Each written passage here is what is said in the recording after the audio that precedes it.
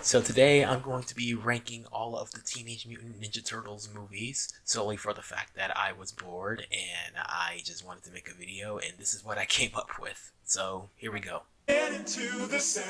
In last place, I have the third Ninja Turtles movie from 1990s.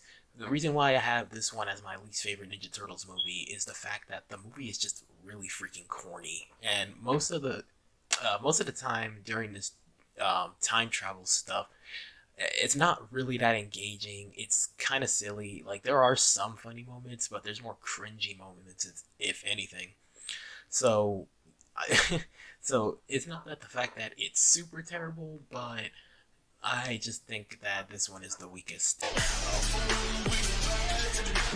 In fifth place, I have both of the Michael Bay movies. I put them both in the same place because I kind of like and dislike them for similar reasons. One is the fact that both of the movies have action scenes that are really fun to watch, and that you really do get invested into the fights and the concept of these fights. It's just the problem with these is literally everything else about it. The story could be convoluted. Some characters don't make the best decisions. Some people just outright change, like, tone and emotions most of the time. And I think I already said that the stories for both of these kind of don't make a whole lot of sense.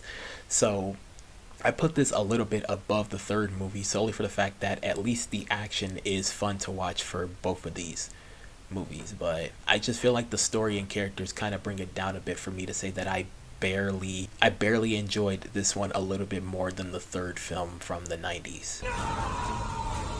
In fourth place, I have the 2007 version of the Ninja Turtles. I actually did watch this when I was a kid. I think I was 7, and I remember liking this movie a lot more at the time. Solely the fact that when you're a kid, you're gonna enjoy things a lot more. But looking back at this movie, I feel that it's not as engaging as I thought it was. I mean, you have Leo set out to do this like hero's journey or whatever. And it's like it's trying to reboot its own story while still continuing off the 90s movies, but it doesn't really make that clear. But I will say that the animation in the movie does look pretty good, especially the backgrounds. I think everybody can agree with that. The character animation during the fight scenes is also really fun, and they're really cool to watch. So overall, this movie is more of an average piece where it doesn't exactly know what it wants to be, but what it has presented is just okay. In third place, I have the second Ninja Turtles movie, The Secret of the Ooze. Now, I feel this movie is pretty decent overall, solely for the fact of the comedy and the action. Now, the turtles themselves are pretty fun to watch, especially at the first half of the movie. The second half of the movie, I don't remember too many comedic beats that made me laugh, but I still enjoyed them overall. Shredder was a little bit downplayed from the first movie to this, solely for the fact that he just sends out the Foot Clan to do his work. I mean, he did that in the first movie too, but I feel that those Foot Clan were a lot more tougher, which I'll talk about later.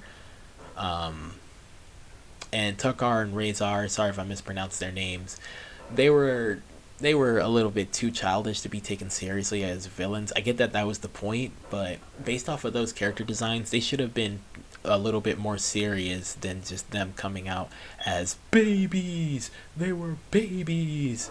But yeah, overall, this one was pretty decent. I probably still just watch it again for goofs and laughs.